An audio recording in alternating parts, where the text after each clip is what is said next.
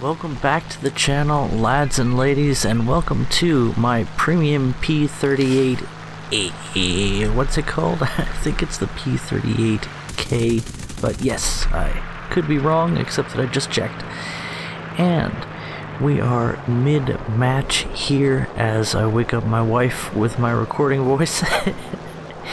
And we're coming to a point where I need to decide which targets to prioritize. My teammates are at altitude with me, and the enemy aircraft are at altitude with me. Not necessarily the best situation for a P-38, but well worth working with from my experience. The reason that I'm sharing this Air RB match with you, by the way, got back into Air RB for the event. Cheers. It is very relaxing most of the time, but it's gonna heat up a little bit when we get into an extended dogfight with a P-47. And I don't know by far everything about how to do well in high altitude dogfighting. Especially, I don't know the P-38K all that well, but from what I recall, it has a monstrous amount of horsepower and torque, to the extent that you lose a significant amount of maneuverability when the engines are spooling to max. So you have to play with the throttle. You have to use the flaps if you're going to go into any kind of maneuvering dogfight, and at high altitude you've got to use those flaps just to stay in the air once you start increasing your angle of attack. Rolling and such is not the strongest suit of the P-38. It's not terrible, but it's not a single engine fighter either. You sort of excel in straight line, especially in a climb in the P-38K. The amount of horsepower in this aircraft is just a game changer. It literally has more push than the jet at the same battle rating. Higher top speed too. Anyway, it does not have the low speed maneuverability that the jet has. What is it, the P-59? Something like that era, what's it? And here we are facing off against the P-47. So it is essential to not give a halfway decent P-47 pilot an extended look at you with the head on. So we take our shots and we dip and roll.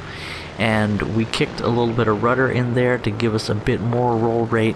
P-47 cannot keep with us in those kinds of maneuvers, but what he can do is come in with a surprising amount of energy, and the first turn for the P-47 gives him an incredible amount of maneuverability. At high speed, the Jug at high altitude can keep up with many aircraft, the P-38K not excluded. So we go for a stall fight here, maximum flaps, pulling the nose up, and we're already stalling, but we have so much horsepower in the engines that we can slow that stall just by sort of a high altitude version of a prop hang, if you will. And we're floating just outside the guns of the P-47, but this enemy pilot knows his stuff and he's not overshooting. He's throttling down. He's turning just outside of me to give himself that room to build enough airspeed to keep his nose at a similar level to mine, and I am not able to get guns on target here. I might have been able to slam into him if I really wanted to, but I've done enough of that, as you've seen in a recent video.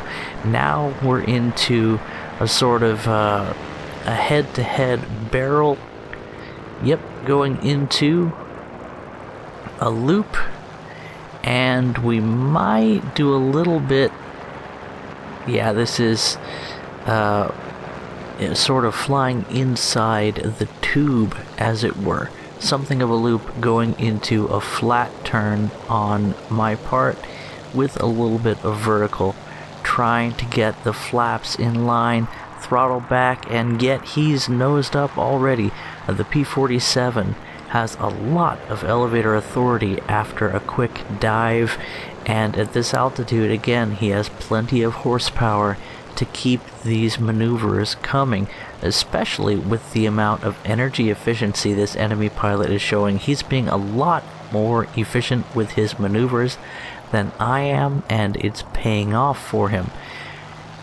At the same time, the P-38 just performs better at this altitude than the P-47 in general. I really should have this guy, but he's a good pilot and he knows how to fly his P-47, and, well, I'm a little rusty, and I don't think I'm not even I've never gotten to the level that this guy is clearly enjoying right now.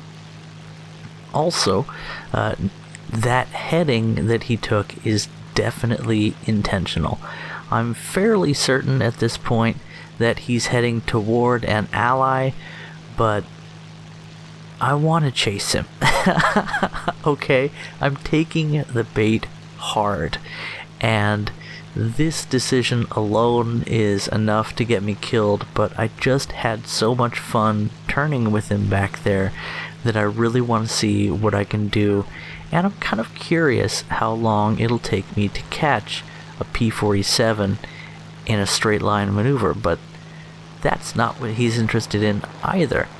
Maybe he knows that I can catch him in a straight line, or maybe, again, he's found a beeline for a teammate.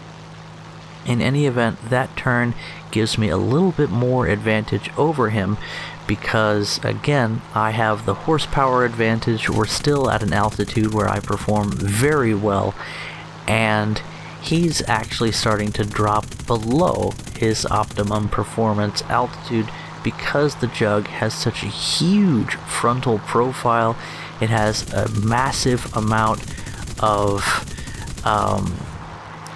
the kind of drag that happens all the time, as opposed to the drag that's produced when you maneuver, which the P-47 has a good amount of that as well.